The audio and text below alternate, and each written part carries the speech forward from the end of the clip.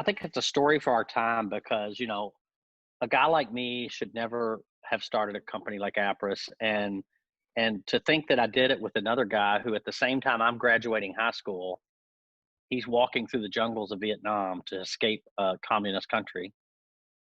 He survives an unbelievably epic journey through Cambodia, only to land in a refugee camp for several years, and then get brought by the Red Cross to Louisville.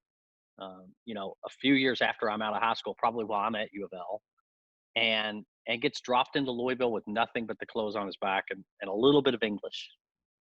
And for he and I to intersect, just 15 years later and be in a position to start a company like this is truly amazing in my mind. And it shows the power of what these first generation immigrants really do in our country. And Young Nguyen, who I'm talking about here, not only went to JCC, learned English, went to U of L, got a master's degree in computer science, and ended up landing at the same small company I was working at.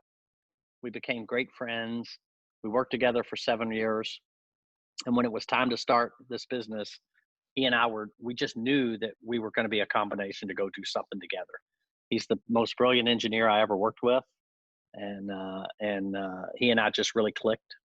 And so the founding of Appriss doesn't happen without the two of us. It wouldn't have happened with me alone, I can tell you that. So yeah, talk a little bit about the founding of Appriss, because I know when we talked on the phone, you told this really pretty heavy story about the situation that got you thinking about Appriss. So kind of dive into that for our listeners and how it inspired you to start it. Sure. Young and I worked together for a number of years. We were really close friends, but we just both entrepreneurial, very entrepreneurial. And we had begun to study technology in 1994 that we thought could be kind of the core of a company. And it was all around computer telephony, where people were starting to put telephones and computers together to deliver information. The early indication of this I would give would be, back in around that time is when people could start to call on their phone, and right? Sounds crazy today, kind of new and cool. And we had been researching and studying and playing with this technology for a few months. And on December 5th, 1993, there's a young girl in Louisville, Kentucky, who's on the 6 o'clock news because she's been murdered on her 21st birthday by a guy that had attacked her over a different situation, had been in jail waiting, going to trial. He made release from jail and was out for 2 weeks on the street before she knew. She didn't know he was out. And he wanted to kill her on her birthday. So he waited till her birthday and murdered her as she came out of her work at the Shelbyville Road Mall. And the next day, her parents were on the television, just on the news, saying the only reason she was dead is because she didn't know that guy had been released 2 weeks earlier.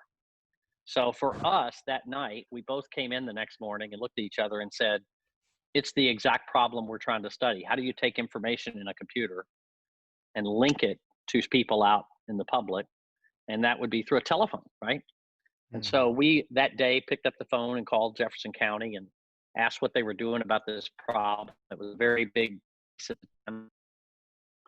were putting together a task force to study it. So we quickly identified some people on that task force, began to meet with them and help them lay out a way to solve that problem through automation, where we could build a platform that would let people call in when someone was in jail, find out who is there, and register so that if they get released, there's an automatic alert notice going out to let them know that person's back out of custody. And that was the beginning of the idea. A few months later, the county put out an RFP, and we made up a company name, and wrote a response to the RFP, thinking we had almost no chance of winning it. And one day we were out washing my car during lunch. We went to lunch together, and we drove through a car wash. And on the news, there's an announcement that our little company had been awarded the contract to build this thing. And we were shocked. We didn't know it. And news reporters were calling us, wanting to interview us. And we were like,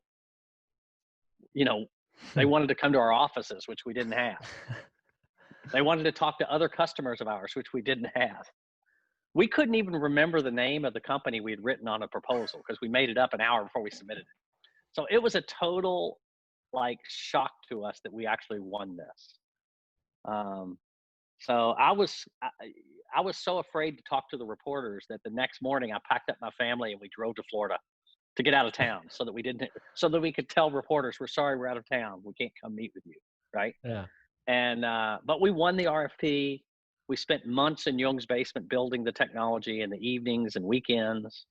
Um, and the system got turned on the 1 year anniversary of Mary Byron's death, the young lady who was killed